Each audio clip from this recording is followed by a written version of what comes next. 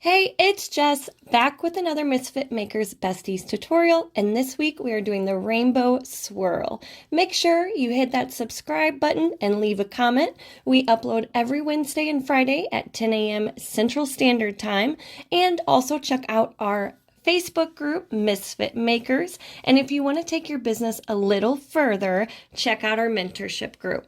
All right, guys, today I'm starting out with a 30-ounce tumbler, and I'm going in with my black pop of color, which is a chalk-based paint for full coverage here.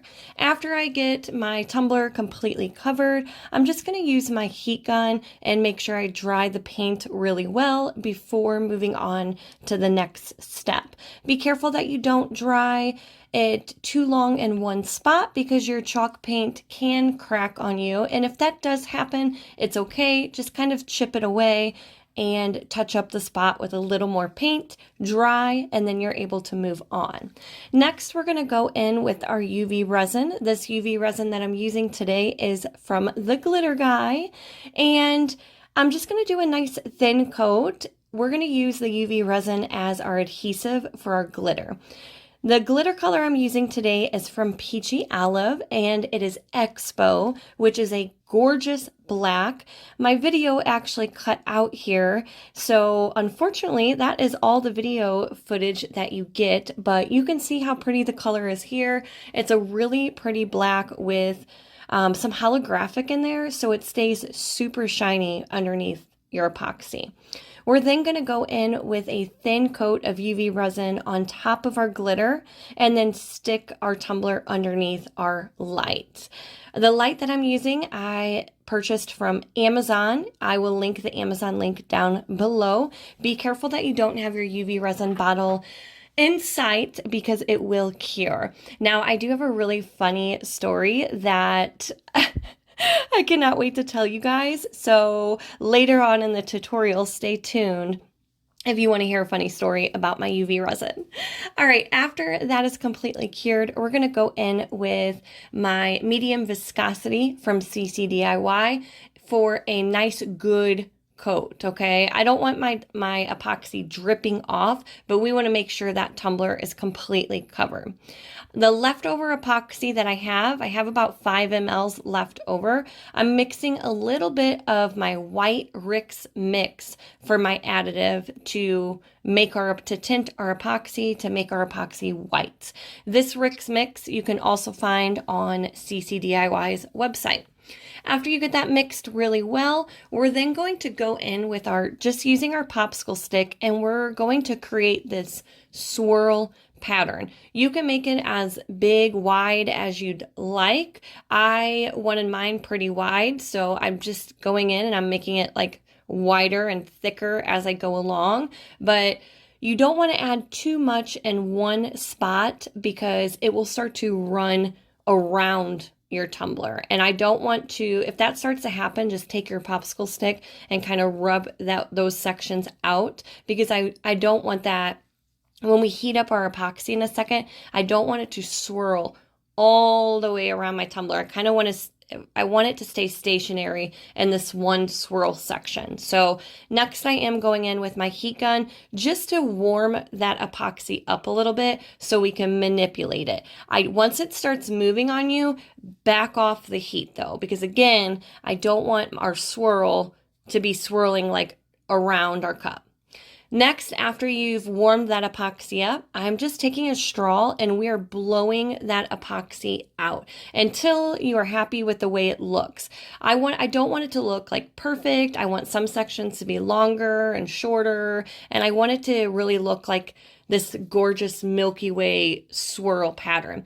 Don't step away. I would stay close by for at least a couple minutes to make sure those epoxy doesn't move any further on you. And if it does start to move, just take that straw again and kind of blow that pattern out. Look how gorgeous. I was so tempted. You guys have no idea. I was so tempted just to leave it like this and be done because I love these colors. I might make another one just white, black, and gray like this because I think it's so pretty.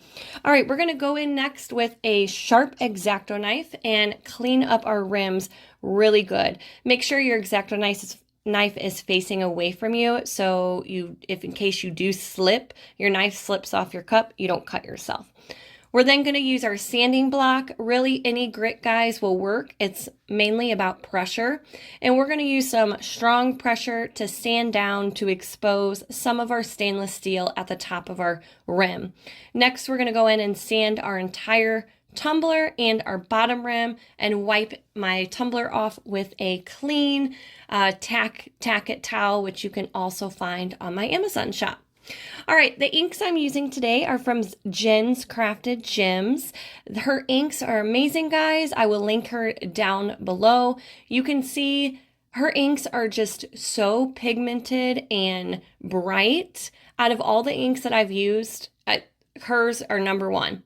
This is a little bag that I have. I just kind of keep all my sponges, and I bought this little tool, like spongy tool from Hobby Lobby, where you can like replace the pads, and I just keep them all in one bag so I can reuse them. All right, we're gonna start dabbing away. Now I have all of my colors picked out. I am doing like a rainbow swirl. That's what I want it to look like. So I have all of my colors set in front of me with a little sponge with the same color. And I'm going to start with red, and we're going to work our way down. So red, orange, yellow, green, blue, and then we're going to end with purple. And here I want my colors to kind of blend together a little bit. So you will see as I start to move on to the next colors, like when I move on to orange, I will overlap my orange into my red a little bit. And then same with like the yellow, I'm going to overlap it to the orange a little bit. So my colors blend together nicely. All right, guys, you want to hear a funny story?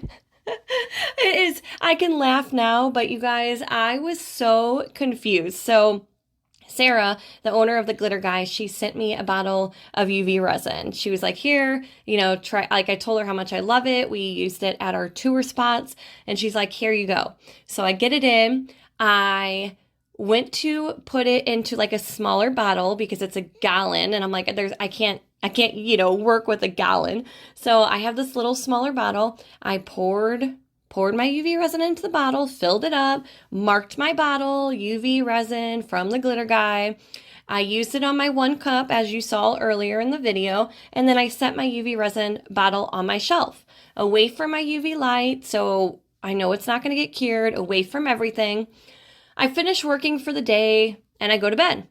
The next morning, I come back downstairs, and I went to work on this cup, and I grabbed my UV bottle, and it's completely hard, guys, like hard. Like I can knock, so I'm thinking about keeping this in my purse as a weapon, okay?